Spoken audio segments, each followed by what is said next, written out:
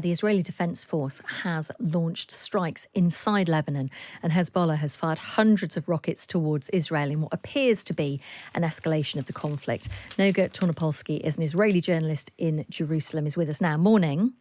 Good morning. Just give us some context here, because we know that the IDF does launch strikes against Hezbollah, and we do know that they fire rockets back. Is this an escalation, or is this the sort of tit for tat that has been seen in the past? Well, we don't know that yet, but if it's part of the tit for tat, it's a big one. Hezbollah has been saying for weeks that it wants to avenge the killing of its top military commander in Beirut by Israel. This was an attack that Israel actually accepted responsibility for and happened maybe a month ago now. What happened today was a pretty vast preemptive attack from the Israeli Air Force. It was between 4 and 5 a.m. local time when Israel perceived that Hezbollah was readying hundreds of launchers to launch its vast attack on Israel. They have thousands and thousands of precise weapons, Iranian-made weapons. And so that is what started today. Hezbollah, nonetheless, was able to launch 236, I believe, missiles into northern Israel. They claimed to have hit Tel Aviv, but they did not. They didn't come near Tel Aviv. So the situation now is a sort of suspended animation. Hezbollah said that those 236 missiles are the complete first phase of its retaliation. I'm quoting from their statement. And Israel has sent messages saying that its actions this morning thus far are it. And so now you have populations on both sides just sitting and waiting to see if this first phase will continue into another one. Do we know about the targets that were hit, and do we know about whether there are any injuries? I don't know regarding the Lebanese site. The Israeli army says that all of the launchers that it targeted were hit. This was by Air Force jets. And I don't know beyond that. There haven't been reports. On the Israeli side, most of the Israeli north is completely abandoned and has been since October 8th, the day after the Hamas attack in the south of Israel. Hezbollah began attacking, and the Israeli government, rightly or wrongly, simply evacuated about 100,000 people who have yet to regain their homes. Many of them no longer have homes because Israel, by abandoning that land way back in October, Israel basically created a kind of security barrier within its own territory.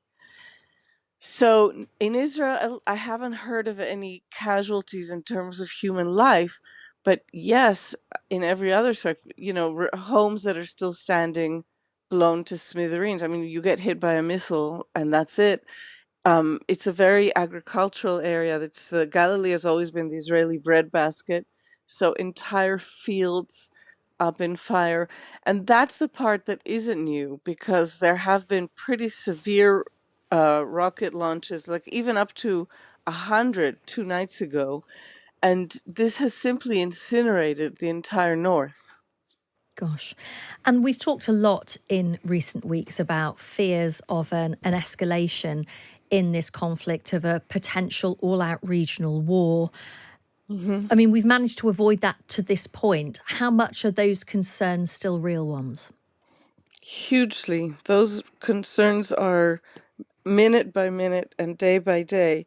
And they seem to be linked, at least to a significant extent, to whether or not Israel and Hamas can sign a deal ending the war in Gaza, or declaring a ceasefire in the war in Gaza.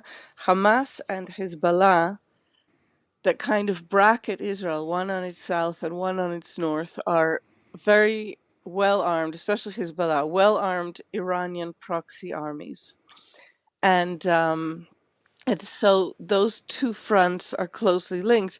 And there are rumors that Iran itself has even transmitted the message to the United States that it will, or maybe this was even said publicly, that it will decide on its retaliation against Israel for the death of a Hamas leader in Tehran, which Israel has been attributed, but Israel has not accepted responsibility for, that it will decide on its retaliation against Israel based on whether or not there's an acceptable accord made with Hamas over the Gaza war.